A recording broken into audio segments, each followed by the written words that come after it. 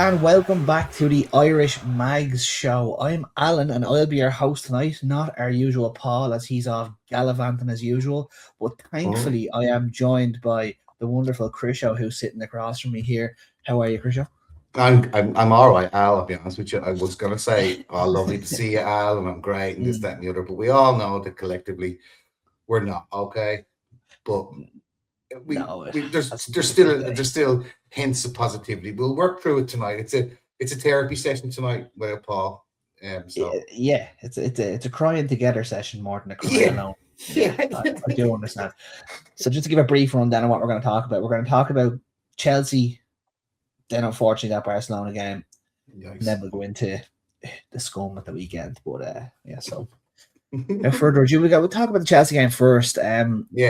What were your initial thoughts on that game? Like the big thing was the lineup before the game. Let's be honest, but the lineup for the Chelsea game was a bit worrying with Willock, Ramsey both starting. You're going, oh no, it's Natty. What are we going to do here? What are we going to do here? But I thought they were excellent. We look at you, right? We were excellent. Am I right? Like it's been something that was talked about, right? We talked about it the last couple of weeks as well. We've been leaking goals all over the place, and to not concede against Chelsea at Chelsea when there was, I'm kind of watching the game through my hands, really, kind of thinking they're just going to get a quick break somewhere here and smash us, and then we're going to just leak goals all over the place. But we were very tight, very tidy. I think Ramsey, the people you mentioned, Ramsey, Willock, and everyone, they did really, really well. And to be honest with you, we fully deserved to be 1-0 up. And the fact that we held on to it just really kind of showed grit and determination and promise and stuff that we've missed. I think Ramsdale, again, did very, very well in goal. He's not great at corners, to be honest with you, coming for corners or when the ball goes over the top. He is a bit of a threat. He's terrified of crosses. He is terrified of crosses. But I was really impressed with how they played. And Anthony Gordon got his goal, very unselfish by Willock. Old Willock maybe would have got a nosebleed there and tried to run around the goalkeeper or something or fall over or something. But it was nice and cool. And I was kind of thinking, Jesus, did we just score? Like, I know we scored, but I was like, was that a goal?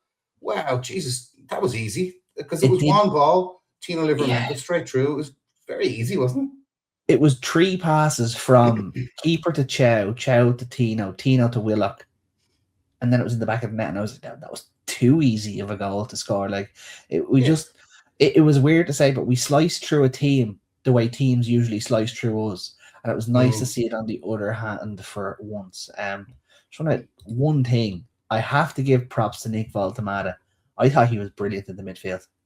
I thought him, Willock, and Ramsey absolutely bossed Caicedo, James, and Fernandez. Now I know James eventually went back into right back when they took off all their players and they tried to change it a little bit when they went with Delap and Pedro up front. But for the midfield that I was really, really worried about, I was heavily impressed with how they actually played. Now I know Voltemada came off after 65 minutes, but I thought he put in an excellent shift for someone who's not a midfielder and for someone who I can't see doing a Joe Linton and becoming one of the best midfielders around. I just don't see it being the same type of transformation, but I just thought we bossed that midfield. For someone they had £200 million worth of player in the midfield, and we lost it. We know Caicedo is absolutely magnificent footballer. Like he really is like magnificent. They didn't really have much. They were kind of toothless, and I think they kind of took us for granted, to be frank with you. And then they panicked, and then some of the like Garnacho, I don't like saying that he's a waster. That fella, he always picks the wrong option, and then just their arrogance kind of got shown there. We put out a team that really wanted to show the best side of themselves. They stuck to the game plan. They delivered it brilliantly. You saw Eddie Howe and Tyndall when the final whistle went. That high five that they did was so kind of aggressive, and yes, this is the way we want to play away from home. So it was just a magnificent performance. Unfortunately, it blew up our balloon a little bit in relation to what was coming down the line in the couple of days after that. But look, fair play. There's a league table I saw this morning, and it starts with Brentford, and I think it ends with probably the Scum, or just maybe somebody below the Scum. But there's like 4 points between 6 or 7 in the league. Yeah. And someone said we have to win this league table. Yes. So in the next 8 games, if we get if we get 5 wins, 5 wins and 2 draws and only lose one of them, we absolutely will get 7th or 6th. Yeah, I do not disagree with that at all, because a lot of the teams ahead of us have to play each other. Brentford have to play Man City, Arsenal, and Liverpool, I think, in their last 3 games. Oh, Everton have to play some absolutely horror fixtures as well. It's, I don't want to say it's there for the taking, because it's Newcastle. We've always seen what we like to do. We're a bit of a disaster when it comes to things like this, but it's the ball's not in our court, but it's not in the opposition's court either. It's absolutely there for the taking, as you said, but some big performances are needed, and it really has to start. The lads have to take it. Like, we bet Man Red at home, right, with 10 men. We bet Chelsea away. They're in 3rd and 4th or whatever, right? 5th, I think Chelsea are. But like, we can do it. Like the one thing that, and I know we'll get onto the Barcelona game, but if we just fast forward really quickly, halftime at the Nou Camp, and it's been happening for the whole season.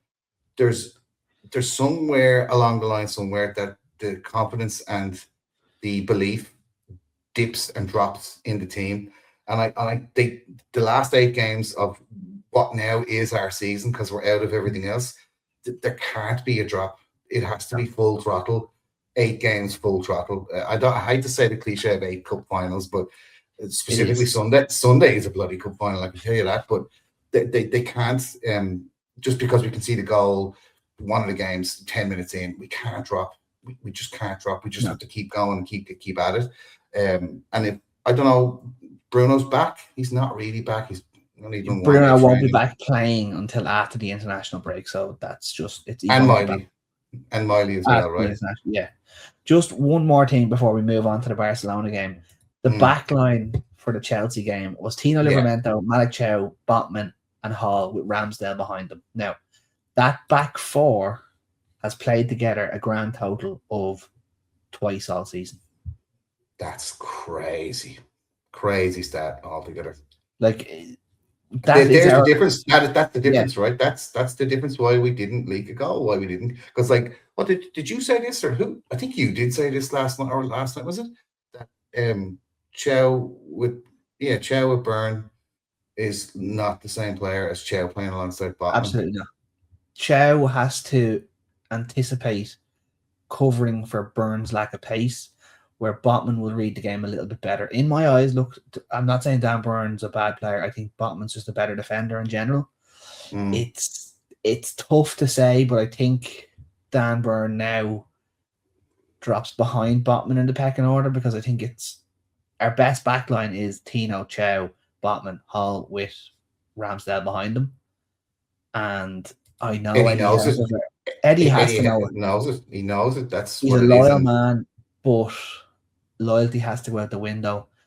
I would go as far as to say that not their last games, Trippier maybe, but Trippier. Dan Byrne as starting centre half for Newcastle United could well and truly be over now. If he's gonna be cutthroat and absolutely vicious about it, he has to do it, and he has to say, "Sorry, Dan, but for the good of the club, I have to play Sven Botman, because Sven and Malik are going to be our starting centre halves next season. We have to get them bedded in." So that would mean that Shar and Byrne, they'd stay at the club, but they'd be Shar. I can't see staying at the club. No, Shar, I cannot see staying at the club. He's out of contract in the summer. I think that will just kind of peter away. I think the injury happened at a really bad time. If he didn't get that bad injury, he might have gotten an extension. But like, even if he comes back after this international break, he won't be fit until the last 2 or 3 games of the season, and you might see him for a farewell appearance against West Ham at home in the last home game of the season. But honestly, I can't see him with us next year. I think what he'll do is he'll either go to France or back to Germany or off to Saudi or to America, where he'll have a couple of years, get a bit of a payday, and finish on a high, because his days of starting for Newcastle, I think, are behind him as well, because he has to dislodge Malik Chow, who's arguably been our best player this season, bar Lewis Hall and Bruno. Chow's been our third best player, so it's a big ask from him, which I can't see happening, unfortunately. Well, like, that's the thing then, Al. The reason why we won is for 3 factors. Chelsea took it basically, didn't take it seriously at the start of the game. They thought they were basically just going to stroll through the game. Voltemade, Willock and Ramsey did an excellent job at containing the midfield and stuck to a game plan. And we had our first choice backline. Yeah. And Chelsea have your man out of the in-betweeners as their manager, because expecting the ball, that fucking stupid huddle, and just sending messages onto his team 1-0 down with a minute to go. He said he has nothing to do with that huddle. He said he has nothing to do with that huddle. He is. I don't understand it. He's an actor pretending to be a football manager. He's like Ted Lasso on the sideline. Did he look at maybe my football knowledge is okay, right? But did he play for Fulham? Did he play for Fulham? I'm honestly not too sure. I really do think he played for Fulham, and I really do think that I do think so, because he hasn't just come out of nowhere. He was part of the setup in the club, and then they sent Derby. Honestly, I don't know enough about Lemur Senior that I care too much, if I'm totally honest with you. But well, he's the kind of guy that's making substitutes and sending notes on to players when his team are 8-2 down in aggregate. So he is what he is. Listen, he's not our problem, thank God, because we have other things to be dealing with. And look at anyone Eddie Howe out that's listening. This is the kind of nonsense that could follow us if we stick with that nonsense. Getting managers like this to turn up for 6 months, or getting Sam Allardyce back for a 4-month period. Just Jesus seriously, Christ, I got a shiver up my spine there just even thinking about that. Jesus Christ! I'm not going to entertain that. Unfortunately, but we won. Yeah, we got our 3 points out. And look at this, sets us up. We're going to go on to the Champions League thing now, but look, it sets us up beautifully. It's somewhat revitalized our league campaign in my eyes, because it looked like things were dead and buried, but that was a good win that we really, really needed. Let's be honest about it. But look, we'll move on to last night, unfortunately, and yikes, and what happened. Look, it's the Tony Alanga special. That's why I'm drinking tonight. This is the Anthony Alanga special night, because me and you have very different opinions about this quote-unquote footballer. But look, I was kind of going into the group last night saying, of course he's worth 55 million. It's the best 55 million spent. Yeah, I was yo-yoing back and forth, because in the space of 40, 51 minutes, we were on high, and then all of a sudden it's like as if the team didn't come out in the second half. I know we'll talk about the first half now, but it's like as if it was a ghost team, like as in we didn't exist. We didn't even touch the ball. Like it was ugly and scary to watch and horrifying. It was a horror show. I think what happened was conceding a goal with a minute to go in the first half. Knocked the stuffing out of us, and conceding a goal 4 minutes into the second half kicked whatever remaining stuffing we had left right out of us. We had to chase the game. We tried to chase it for 5 minutes, and Barcelona put us to the sword. It was men against boys. They absolutely roasted us. It was impressive to watch. It was difficult to watch as a Newcastle fan. Like it was horrid looking and going, this is my team they're doing this to, but it's such good football at times. I thought Rafinha was immense. I thought Yamal, he didn't do too much, but what he did right. He was just brilliant. Lewandowski he's aging like a fine wine. He's brilliant. World-class. He's world-class, this guy. I mean, he's lethal in his 20s, and now look at him in his 30s, and he's still lethal. You know what I mean? Like Shearer was, anywhere near a goal, and he's going to score a goal.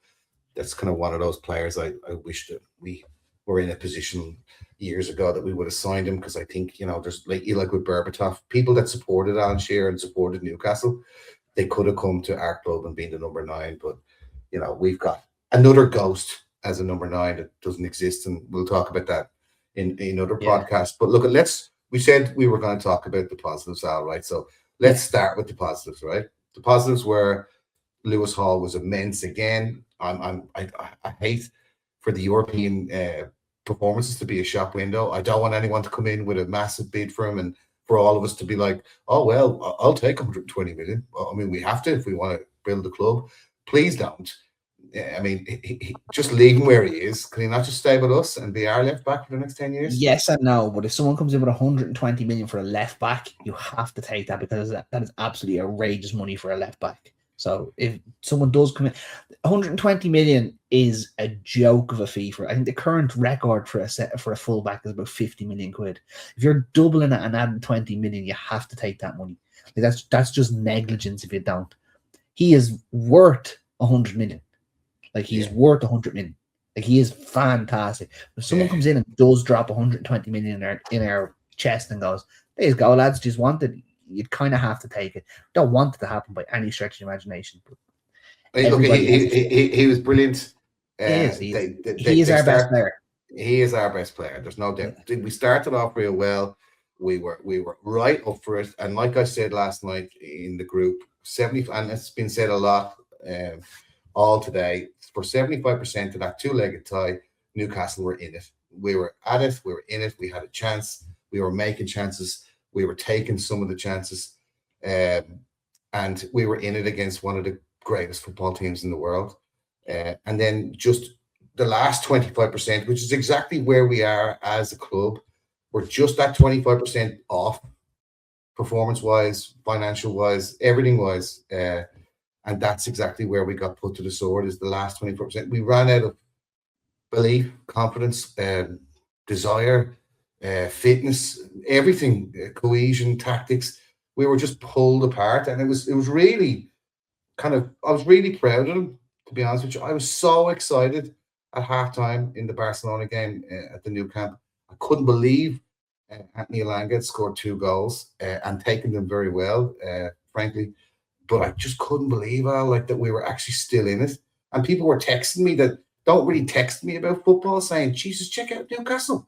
Go on, Newcastle. Good effort. And I was like, wow.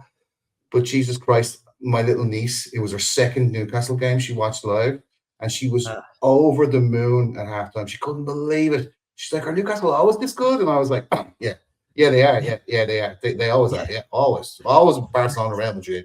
And then I said to her, look, honey, we have to get a goal in the next 10 minutes in the second half. If Barca score, it's going to be very difficult. And then she video called me once they'd scored the 4th goal, and she was like, does that mean the game's over? And I was like, no, keep watching, it's all right. Look, we're really good at coming back at teams. And then my brother was like, oh geez, this is a massacre. I might actually turn this off. And I was like, because I think she's getting really upset. And I was thinking, welcome to Newcastle. It was 6-2 by the 60th minute. That's the problem. We conceded 4 goals in 15 minutes if you include the penalty at the end of the second half. It was a near impressive capitulation by our backline. What was Trippier up to? Like, I mean, I know we move on to the Elanga thing because there has to be a conversation about Andy Elanga, but I don't think we have enough in our team for one of our players to stand on the halfway line waiting for the ball over the top and not support the right back. Trippier was gassed. Fair play to him, great servant. He was gassed after 20 minutes. He was in bits. He was nowhere near any of them. He's 35 years of age. You're asking him to mark Rafinha, who's arguably one of the most informed wingers in the world at the minute. Rafinha got 2 goals, 2 assists, just was absolutely sublime. That's even when Tino came on, nothing really changed. I don't think it was down to anything other than Rafinha was on absolute. Would you have played Tino? Al, would you play Tino? Personally, I would have started Tino and Botman, and I wouldn't have had Byrne and Trippier on the pitch. Yes, but I understand why both started. Both warranted a start after the performances in the first leg. Right. And you have to go. You have to go off of that as well. Like that is like, it's called a spade a spade. We were absolutely delighted with a 1-1 draw. We were disappointed with a 1-1 draw with them at home, and that back line deserved to start. It was arguably one of the worst performances by a backline. Trippier gave away a penalty. Chow, I think, gave away Shocking 2 penalty. goals. Dan Burn spent half his night on his back. Lewis Hall defensively, he didn't do much wrong. Didn't do much right either. The backline in general just wasn't great. Ramsdale, I think he made 1 or 2 saves. He couldn't do much with any of the goals really. Like, it was just not a great day. Like it was nearly training ground goals, to be honest with you. They were tapping it in from 5 yards out with Newcastle defenders standing around looking at them going, how did you get there? How do you have the ball there? Well, because they just walked past you. I think it was the Bernal goal from the free kick where Trippier just let his man go. That was when I was like, oh, this is just schoolboy errors. Yeah, like Trippier's thing. Look, if you we see it a lot in games, right, Al, where somebody might take a little tug with one hand, and you might get away with it, you might not. Depends on how VAR's feeling that day or how much money they've got from the Premier League. But that one last night, every single person in our group and every single person that I was talking to said, "Shit, that's a penalty." It was a Stonewall penalty. 100% Stonewall penalty. But if that's a penalty, the one on Elanga is a penalty as well. I have no idea how that wasn't given. When Elanga's running through, fullback Jared Martin puts his hand on his shoulder and clips his heels. That's how that wasn't looked at more stringently is bananas to me. Like, I just don't understand that. That was a penalty as well. It did look. See, the thing is how it looked. Even when they kind of slow it down or see it again, now it does look like Elanga was going down anyway. Well, right, riddle me this, right? If you're running left, if you're running that way, and I pull you back, are you going to fall back or are you going to fall forward? Fall back. Yeah, why did Rafinha fall forward then when he got his penalty? See? He threw himself to the floor. You have to do that. Like, that's how you get penalties. And like, I don't want to talk about them, but the Szoboszlai penalty that Salah missed, he swan dived into the air about 8 foot and got his penalty. Yeah. We're not. Maybe we're just too honest. We're just too honest. I mean, it would have been look at. Let's put it this way. Look, it showed Kieran Trippier being 35 years of age. Yeah, the guy was at least a yard and a half ahead of him. He'd lost him. He knew it. He was agonizingly dragging it back, thinking. And as a professional footballer, and Trippier's made a couple of mistakes over 2 or 3 seasons where you think, Trippier, what are you doing? You're an experienced international footballer. What are you doing? That was one of those ones where I was thinking, no, Trippier, come on. Like, just 30 seconds left here. He was surely didn't. He was lucky not to be sent off. Maybe Rafinha would have scored. Maybe he would have scored it. I don't think so. I think the ball was going across too fast for Rafinha to get on it. But these are split-second things. We're lucky the ref. We're lucky the ref decided he wasn't getting to it, is all I'm saying. One other thing before we move off of this game. What in the name of God was Ramsey doing for that last goal? 25-yard ball across your own box, straight to Rafinha. The first thing you are taught as a 5-year-old learning to play football, the first thing you're told, do not kick the ball across your own box. Do not kick the ball blindly anywhere. What's he do? A blind 25-yard pass. Like, it wasn't even, it was straight to Rafinha. It was like a cross. It was embarrassing. And I'm very disappointed because of how good Ramsey has been in the last couple of weeks. That was just stupid. They lost their composure, right? And, and I think there's a massive thing here that we're skirting around a little bit, is that they're talking about team cohesion. They're talking about the lads getting on the same page. They're talking about everybody driving together forward, right? Past all that talk, past all the interviews on TNT and Sky Sports, past all the stuff that they put up on the website, when it's on the pitch live, 90 minutes of football, forget about the crowd and everything else. I think we're missing players that talk on the pitch to keep. I know Dan Burn does it sometimes. You do see him saying it. Sometimes you see Trippier as well throwing his few words out. But we need I hate to say we need a Roy Keane, right? But There's plenty of others. Shearer, kind of a talisman, somebody that you can really look towards and say, look, pull yourselves together, lads. Like, what's going on here? Like, rather than conceding a goal, if you watch, and everyone listening here, go back and watch the last 10 games when Newcastle have conceded a goal. There's argument, and then there's silence. And then if it's not Bruno's the only one that seems to G up the team and go, right, let's focus, let's go at it again. Whereas the last couple of games when we've conceded, specifically against Barcelona, those guys looked like they wanted a hole to swallow them up in. Yeah. None of them were like, let's drive on here, lads. It's only 4-2. Maybe we can get a goal. They all went straight down. There was an awful lot of hiding from the 50th minute on. There really was. It was just to see that's the most disappointing thing. That's the most disappointing thing. To see our Champions League campaign disappear with such a whimper was very disappointing. Just one more thing before we move on, and we'll have to talk about him because we do always have different opinions on him. But Anthony Elanga, what do you want to say about him last night? Right. Well, this is the Tony Elanga section, and I was giving him a hard time, and I have been giving him a hard time. And I think when you spend 55 million on somebody that showed promise, even though Man Red threw him out because he didn't really have much going about him. Jesus. Right. I've already said my piece about him not being defensively minded, right? We didn't sign him for that. We signed him to be an attacking winger, inverted winger, come in on his left, get good crosses in his right peg. I'll give it to him. He's improving. He did score 2 goals at the Nou Camp. He's one of only 3 players in the last 20 years to do so. One of them is Kylian Mbappe, so that's a good position to be in. But he stayed on side. He was more focused on the game. It was probably his best half of football he's played for us since he signed. It suited him.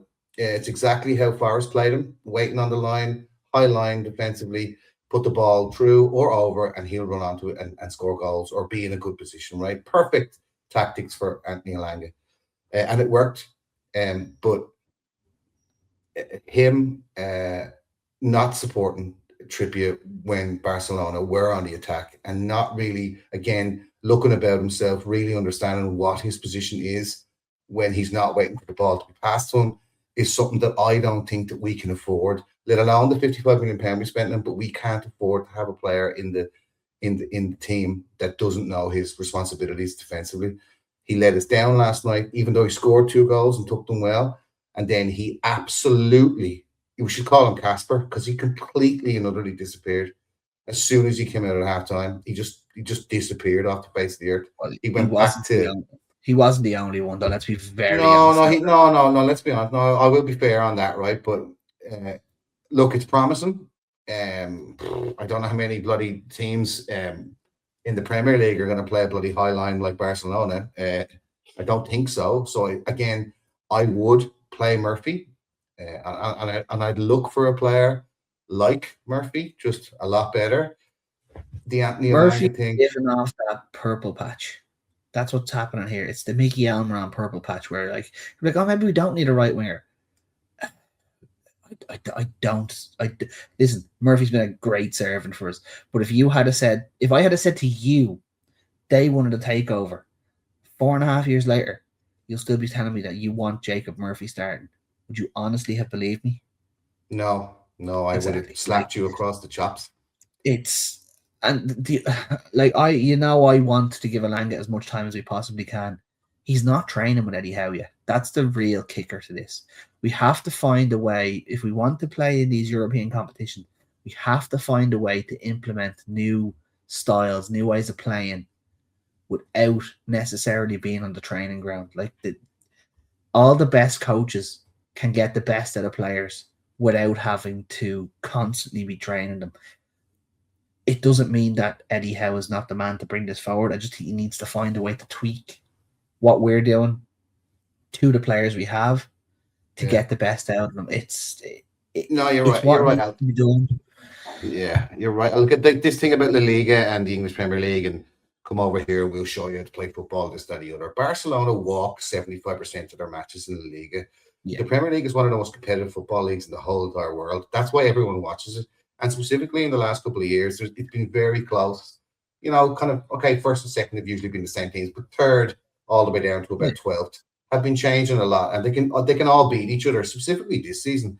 And that's what is the difference, and why the English teams have basically been kicked up their arses in the last 16 of the Champions League, is because the Premier League is so intense, and every single game, none of them are a walkover. Every single game you could lose, whereas Barcelona are trotting away 5-2 here, 6-1 here. Fulham finished fourth in La Liga. Like that's how I look at it. Like Fulham, they're not better than Barcelona. They're not better than Real Madrid. They're not better than Atletico Madrid. Mm-hmm. But they give the rest of the good sides a serious game, to the point where, and like, Fulham are a mid-table Premier League side. Yeah. Like that's what I'm telling you. Like that's what I'm talking about. Yeah, but like, look, to go back on your point, I just wanted to get that in, because I think that's very important for everybody to really understand here, is that, you know, Newcastle got shown this and shown that. No, they didn't. Newcastle playing 3 games. What you say, Al? 53 games or 54 games in the season? Yeah. We haven't got a big squad. And off your point, Eddie Howe is not really getting a chance to train the lads. He's not really getting a chance to speak to them for more than 2 or 3 days in a row and show them some new bits or try some new tactics or whatever. He's just like, oh, lads, we've got a game actually in 2 days. Oh, lads, we've got a game Tuesday night. And they're on the road, or they're flying to it, or they're on the train or the bus, setting into a hotel. He's not really getting them on the pitch, where I think where Eddie Howe really makes his money is as a coach. Yeah. Yeah. The other side of the coin is that La Masia Barcelona Academy is a fucking joke of a talent factory. Yeah. Like, they had, I think, 3 other players that started yesterday came from their academy. 3 more were on the bench. Every single one of them was worth 60 or 70 million quid. It just is terrifying how many players they just pluck out of the sky. Like, Gavi and Pedri were meant to be the next big things. Pedri can't get near the squad in half the time. Gavi is all over the place. Like, it's just, I don't understand where these players are coming from half the time. They just spawn a new 17-year-old world-class player every 6 months. Catalonia is essentially like a bloody country in itself. I mean, if you ask them, they'll tell you it is a country. Yeah. So they like, just like in Bilbao, where they only play players from that region.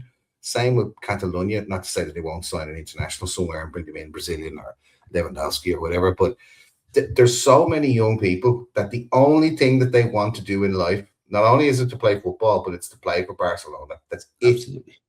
And I think it's an unfortunate thing, because I do believe, and I think our listeners would agree, that there's been a lot of footballers that have gone from Newcastle down south to play for other bigger clubs that we should have kept in our region and should have. Well, one of the best up and coming youngsters in Man United's academy is Shola Shortwire, who is from the Wall's End Boys Academy. He's so look, this is where I think it's so infuriating, right? How does that happen? Because we didn't have a good academy. We still don't have a great academy, but under previous regimes, I'm not going to mention it, we just, our academy was non-existent. It was just left to die. Like, there was no investment whatsoever in our youth academy. And it's just, we're so far behind that we're still relying on the likes of the Mileys, the likes of the Longstaffs, where it's just a pure love of the club keeps them there. Because it's just anyone with any bit of talent. But like, anyone with any bit of talent, look at Leicester's training academy. They're about to become a League One club, and they have one of the best training academies in the world. That's what we're dealing with. I was speaking to a Crystal Palace fan, right? Shout out to Con, right? I was speaking to a Crystal Palace fan, supporting them for, I think, since like the 50s, early 50s, right? And he's from Dublin. And he said that, I was saying to him, oh, Mateda's going to get sold, and this guy's going to get sold, and you're going to lose Wharton, and you're going to lose this, and you're going to lose that. And he said, yeah, but we have our youth academy, and we've always relied on it. It's run like a business now. He said to me, we get them to play a couple of seasons, and we sell them for 50 or 60 million quid. He said there's at least 7 or 8 players in the academy that are going to come up at Crystal Palace in the next 2 or 3 seasons that are you're going to be like, wow, where did they get them from? But they've been with the club since they were like 6. that's what we need to do. And maybe not a 50, 60 million. We need to be bringing players through who we go, okay, they're not going to be world-class superstars, but we can sell them for 50 and 20, 30 million quid and reinvest in the squad. So Man City do. Man City sell a player every season for 30 million quid here going, how? What are you doing here? Like, it's just, we need to get better at it, but it just is what it is, unfortunately. This season is really showing, like how, not, I hate to say how far behind we are, but the amount of ground we need to make up, right? Like, it's academy, the investment, the stadium, the gulf between the I'm not saying the big six, but the traditional big six and the other 14 is massive. We jumped from being middle of the road, the other 14, to the upper echelon of the other 14. But to try bridge that gap between the top of the other 14 to the big six, it's just such a massive leap that it takes years and years. Arguably 5 years of solid investment will get you to the lower end of what the other six are doing. But we are only a year or two into that, maybe. So like it's depressing to say that we could be 3 years away from really challenging, but it is part of what it is, unfortunately. Yeah, Team Talk calling out the new CEO for his 2030 thing, saying like that it's just a lot of words. Like, where's the action? Like, where is the sponsors on training gear? Where is the new stadium? Where is this? Where is that? It's just a lot of words. I know. Yeah, what's he used to own Crystal Palace, I think. Simon Jordan. Simon Jordan. Right. So he was just, sometimes he does stick up for Newcastle quite a bit, but he was saying like that, they're very, very, we're very, very far off being an elite club. I mean, there's not that many elite clubs in the world. There's like 12 of them, I think, or 16 of them, maybe, elite clubs. We're what? Maybe 19th of that 16 elite clubs. We're just off it. But again, this season has shown that with the lack of investment in the squad, because of whatever rules are and whatever we're stuck with, right? I think I'd like a quieter season next season. I don't want to be playing 3 games a season unless we go and buy 6, 7 players in the summer, which I don't think we're going to do. I really don't. I do think we'll have a massive summer, but I think we'll lose Gordon and Tonali and maybe Tino. Jesus. But if we lose the 3 of them, I can see us buying 8 to 10 players. We need 6 or 7 at the minute already, but if we lose 3 on top of it, we'll have to replace them as well. So come here. It's a nice little segue, but before we segue in, we're going to have a little break here because we need to calm down after that absolute shit show that we just had to watch last night. And Jesus Christ. Bear with us as we have a bit of a break for our sponsor, and we'll be right back with you. A huge thank you to our podcast sponsors of the Irish Mag Show. The Half Volley, providers of high-quality, customizable clothing and merchandise, catering for all sports teams, businesses, social clubs and events. FSH Training Limited, a team of expert frontline paramedics and firefighters delivering first aid, fire safety, manual handling and patient handling for all business environments. And JH Fitness, an Irish-based online coaching business specialising in sustainable fat loss, lifestyle change and long-term health for real-world men and women. Support local. Check out all of our partner sponsor links in the podcast description. Welcome back. We are finished looking backwards and we're now looking forwards, as we always are. Yeah. And, just a small matter of the time where Derby. Who we playing on Sunday? Remember, it's not important, I don't think. Now, obviously, like, it is arguably our biggest game of the season. It is now. It is now. So Jesus. The old enemy come to St. James's at 12 o'clock. It's I don't know whether it's we're not great. We're not great at 12 o'clock, are we? We're a bit steep at 12 o'clock. Going to either be the best team to be playing after such a bad performance or the worst team to be playing after such a bad performance. And I'm not sure what it is yet. Look, I'm waiting for you to speak about it because you have a kind of, you calm me down a little bit because I'm concerned and I don't want to project anxiety and negativity. I'm slightly concerned. The only thing that I'm slightly buoying me up about it is that it's Sunderland at home. I think we'd rather burn down the stadium than lose to them, but also they're missing a considerable amount of first-team players, which is bonus, a big bonus for us. Like, yes, they are missing a hell of a lot of players, thank God. But I don't want to be dwelling on them too much. No. What do you want to see? I'll tell you what I want to see first. I want to see a response. I want to see a response. I want to see Tino and Sven Botman starting. I want to see. I think Tonali will not be fit to play. I don't think he's going to be. Yeah. I'd love to say he'd be fit, but I can't really see it. I'd like to see. It'll be Ramsey, Voltemada, and Joe Linton in that midfield. If it's not, Willox instead of Voltemada. No, Voltemada played so well against Chelsea. You can't not give him another run out. You can't not. Fair enough. Okay. And then it'll be Murphy, Gordon, and Barnes up top. We need a serious performance from the lads after such a poor showing in that second half. We need to come out of the blocks like a house on fire on Sunday. I think Murphy might get the captaincy again. I've got an awful suspicion if he does play, he'll get the captaincy again. I wouldn't be surprised myself. It would make sense somewhat, but it would. Look at the City's going to be a flame. Also, I think Paul Mad, our boy Paul, will be over there. So everybody in Newcastle, watch out. And thank God, and thank your lucky stars, it's an early start. So he's not too wild out of it. But thank God. Look at there's how do I put this? The stadium is going to be literally alight by 12 o'clock, right? Or by bloody 11:30. The city will be, there'll be a constant like 60 dB hum throughout the whole city from the night before. The constant hum all the way through. These Sunderland guys, they're missing their talisman defender, that Ballard fella. They're missing him from the back, right?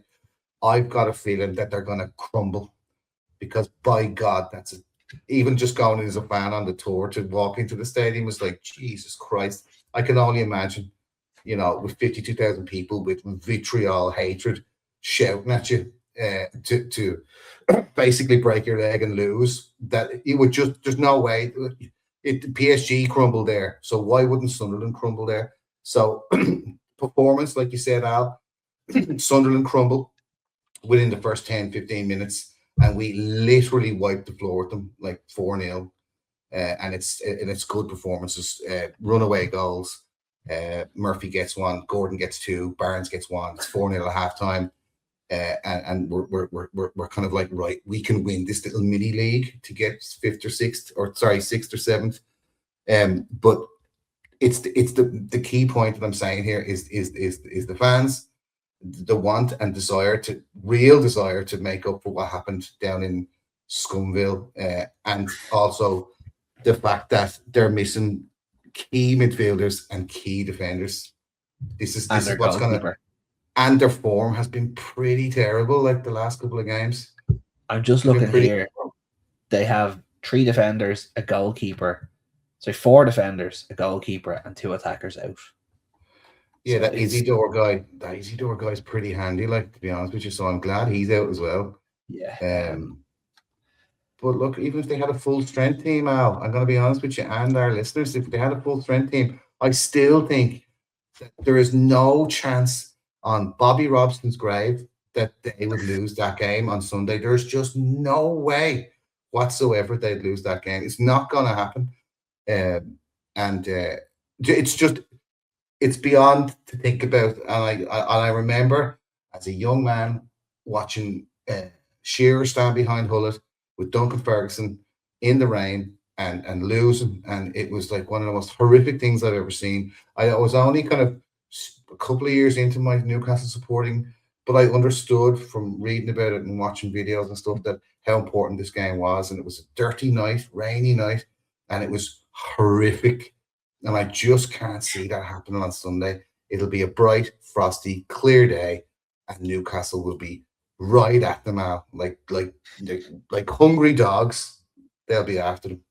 We have to be, and that's what, like, as I said, we have to start at 1,000,000 miles an hour. We have to blow them out of the water. And do you know what? For his own sake, Nick Voltemada has to get a goal, because he's already on -1 goals for Sunderland this season. So he has to get the other side of that, because he did score the winner for them, unfortunately. So would you play Jonathan now? Yeah, absolutely. We've absolutely no choice in the matter. Like, Jonathan has to start. He has to run it. See Granit Xhaka, kick him in the chest in the first minute. Sort it out. Well, I'm just worried, like, that he's going to be so pumped up for it. Do you know what I mean? That he'll be. Everyone has this. He's never been sent off. He has never been sent off for us. He's grand. He is a cool, calm, and collected customer. You heard it here first, everybody. Just don't put any. Do put a bet on, if betting is what you're inclined to do, that Jonathan will get a yellow card, because it will probably happen within the first 15 seconds. But then for the 90 odd minutes, he won't. He'll be fine. He'll be floating around playing brilliantly. Yeah. Wissa, does Wissa get a look in? I wouldn't be disappointed if Wissa wasn't even in the stadium. Oh, Jesus Christ. No, like, Wissa doesn't get a look. Wissa is our fourth choice striker. We have 3 strikers. Jesus Christ. Holy God. I was at the PSV game, and I've said this before, and I'll say it again. I turned around to Emma and I said, he's walking around this pitch like he's 2 stone overweight. He doesn't look like a footballer. He scored 2 goals that night, and I was like, I would have scored them. And I am fucking 5 stone overweight. Like, well, be kind, Al. It's only 4.5 stones. Come on, sort himself out. Like, 50 million, wanted to move, wanted to play for Newcastle, got the number 9.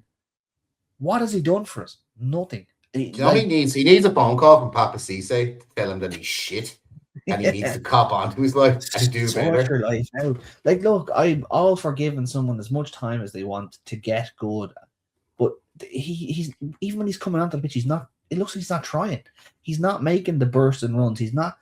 The best way to get yourself into form is to play yourself into form. It's to run yourself into form. It's to try things, make the mistakes constantly. When he comes onto the pitch, he's hiding. The ball isn't just going. He's hiding. It's just this, like, as much as you might dislike Elanga, he'll still get the ball and make the mistake with it, which is what you need him to do. Whereas Wissa just doesn't do it. He just kind of saunters about and hides behind the centre half. He makes fake runs, which drives me bananas. Looks like he's calling for the ball, but you're never going to get it in the positions he's in. So he knows he's not going to get it as well. So no, he is our 4th choice striker at the minute. I genuinely would not be surprised to see, actually, now that I'm thinking of it, Asula start up top, Gordon on the left, Barnes on the right. Just thinking about it, because Asula hasn't done well, but he hasn't done anything wrong in the games that he's played in the last couple of weeks. So it might be an option for Eddie. I'm not saying it's going to happen. Listen, we all know Eddie Howe. We could pull a real curveball, and we won't know what he'll do, but it's nice to have these options. Do I think Asula is the man to fire us to victory against Sunderland? I don't really think so. I think it'll fall to someone else, but wouldn't be beyond the realms of possibility. Harvey Barnes, everybody. Harvey Barnes is gonna pull out that ball on Sunday. He's gonna get 2 goals, and it's because of the injuries, Al, that I have way more confidence.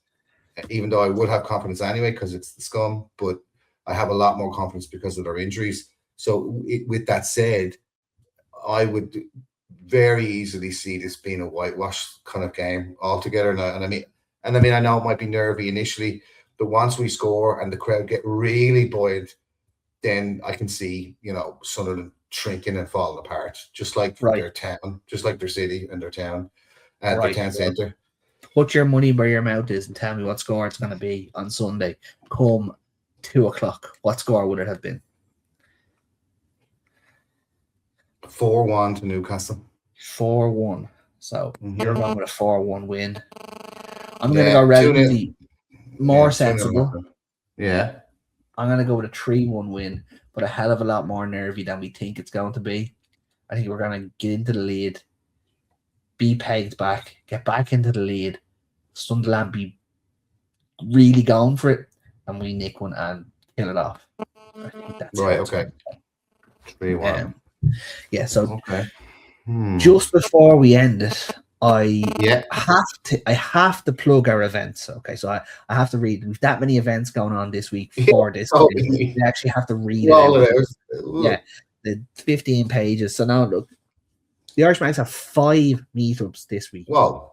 5 meetups for this match. So all of these pubs are opening from 11 a.m. for us. So from 11 a.m. onwards, join us in, okay, Dublin, Bleecker Street Bar, as always. Cork, Quinlan's Bar in Blackpool. Clare, it's Patrick's Bar in Ennis. Nice. Sligo is Gracie's Bar. And Galway is Screens on the Square. So I'll run through them really quickly again. Bleecker Street, Dublin, Quinlan's in Cork, Patrick's Bar in Ennis, Clare, Gracie's Bar in Sligo, and Screens on the Square in Galway. So if you're anywhere around any of those 5 pubs, please get yourself down to our meetup. And we're also requesting that everyone wears a black and white home jersey. Yeah. Because we want to turn it into a sea of black and white. Yeah. Doesn't matter what year, what it is, but it has to be a black and white jersey. No away jerseys. Yeah, Newcastle jersey, by the way, just so we're clear, a Newcastle jersey. So we are playing the old enemy. We do not want to see any other colours than black and white. So if you're anywhere around that, please show your face and get into them, because we want to make them as big and as brilliant as we possibly can. Well, we'll see. You'll see myself and Al very early on coming out of Sunday retirement, morning, straight from church into the Bleecker Street Bar. And once we win, based on the scores that myself and Al said, we're going into the West. We're going to get on a train or a bus. We're just going to head. We're going to Coppers. We're going to Coppers. I will be shot, but it'll be worth the pain. Oh man, I hope Emma doesn't hear this on Friday. No, but honestly, yeah. So if you're anywhere around any of those, please do show up. And fingers crossed, it's a good result. So it will. Yeah, it will be. Right, and on that bombshell, I think we'll leave it there and call it. So, Christian, thank you very, very much for having. Thanks, Al. I feel a lot better. I feel a lot better, Al. Good. I really do, because I was kind of starting to get a bit heartbroken, and then worrying about Sunday, thinking, Christ, I'm glad I'm coming in to hang around with you guys, because I'm going to be so anxious on Sunday that we need a good first 15-20 minutes, and need to be around fellow Newcastle madheads to kind of go. That'll say something, that'll say something like, no, hang on, it'll be all right, Chris, it'll be fine.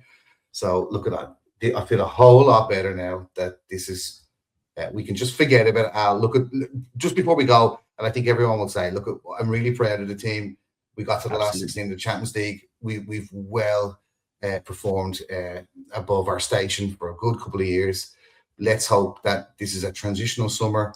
Let's hope it's a transitional season next season, but at least, like we said at the top of the podcast, we've got ourselves into this mini little league to get ourselves into maybe 5th or 6th or 7th, probably 6th or 7th. And all we need is 5 wins out of the 8. And most of them are at home.